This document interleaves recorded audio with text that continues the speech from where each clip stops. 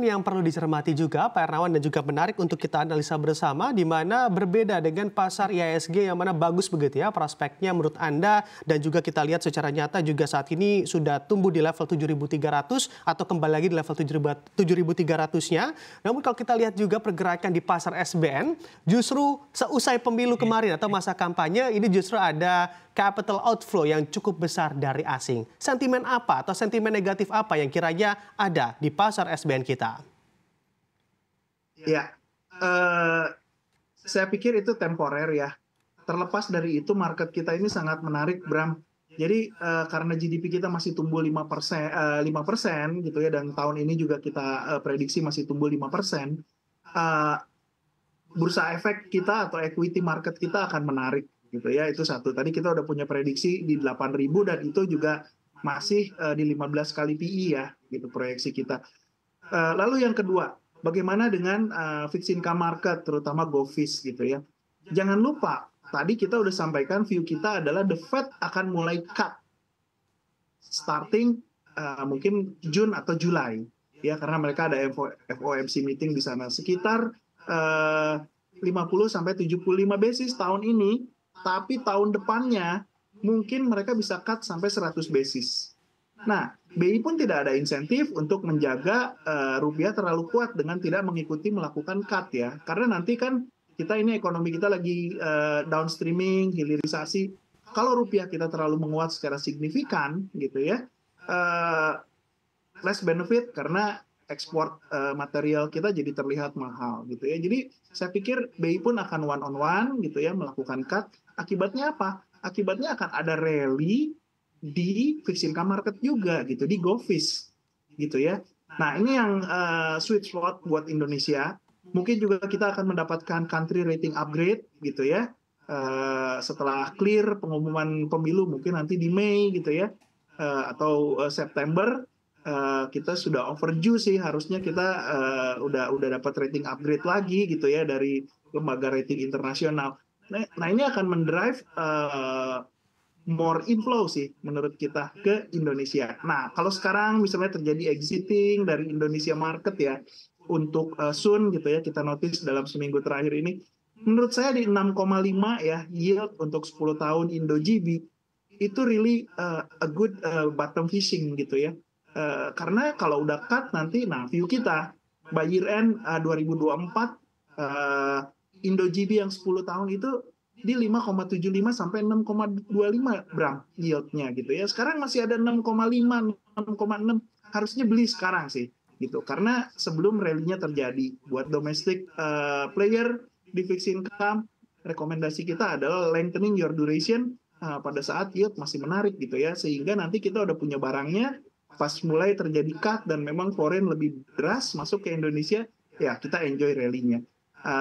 Jadi target kita year end 2024 Indo GB yield itu di 5,75 sampai 6,25 Bram. Hari ini masih 6,6.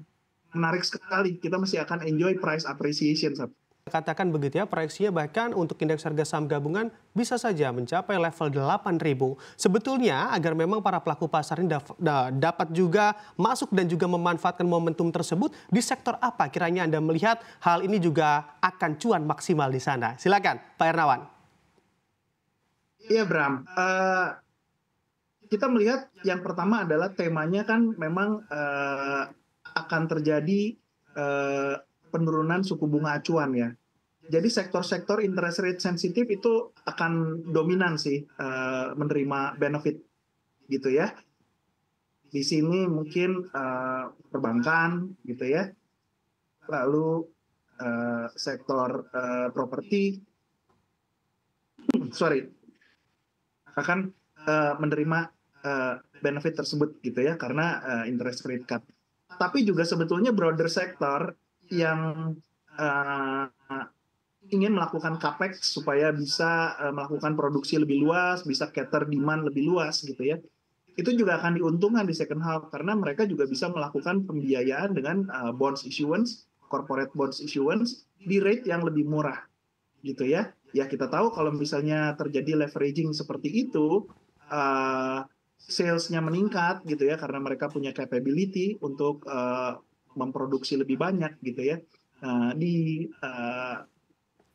biaya atau weighted average cost yang murah, ya mereka juga akan benefit.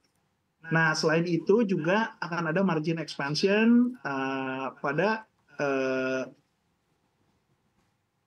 staple food gitu ya, karena bahan dasarnya kan mulai turun gitu harganya gitu ya, soft commodity. Jadi kita juga suka dengan consumer yang non discretionary gitu ya, yang menjadi makan sehari-hari gitu. Itu kita suka.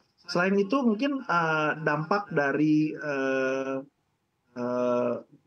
BLT ini juga orang selain mencicil ya utangnya mereka gitu, mulai juga membeli barang-barang sandang dan pangan lainnya gitu. Jadi kita juga suka dengan retailer-retailer yang menjual barang-barang untuk keperluan masyarakat.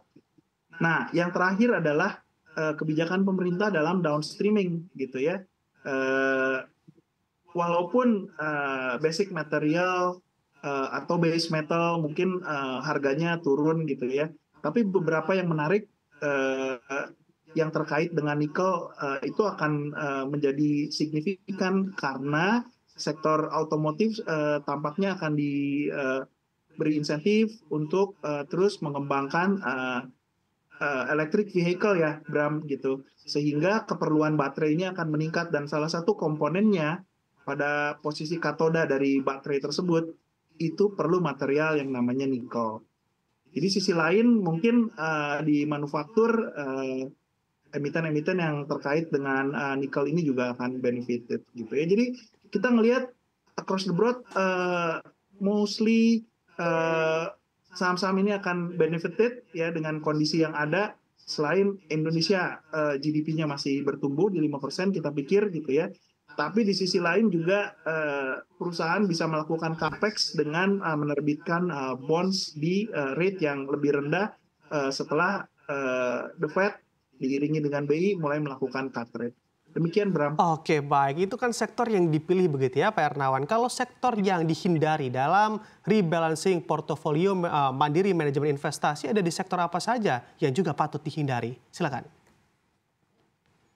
Kita mengurangi exposure di sektor-sektor yang menurut kita akan terkait dengan pelemahan global, Bram. Gitu ya, kita tahu US, Eurozone itu dalam kondisi perlambatan dan perlambatan signifikan. Lalu juga Cina walaupun mestinya sudah keluar gitu ya dari trough-nya ekonomi mereka 2022, 2023 mungkin perlambatan dan sekarang harusnya emerge, tapi juga tidak cukup bertumbuh gitu. Perlu banyak insentif.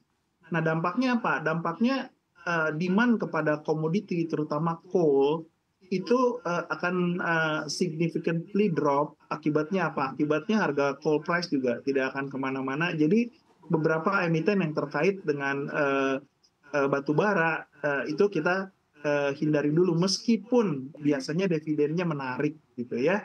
Jadi mungkin kalau mau trade for dividend ya masih bisa gitu ya. Tapi secara fundamental kita ngelihat mestinya bottom line-nya agak sulit nih gitu karena cycle ekonomi yang mengurangi demand kepada komoditi tersebut. Oke. Demikian, Bram. Oke.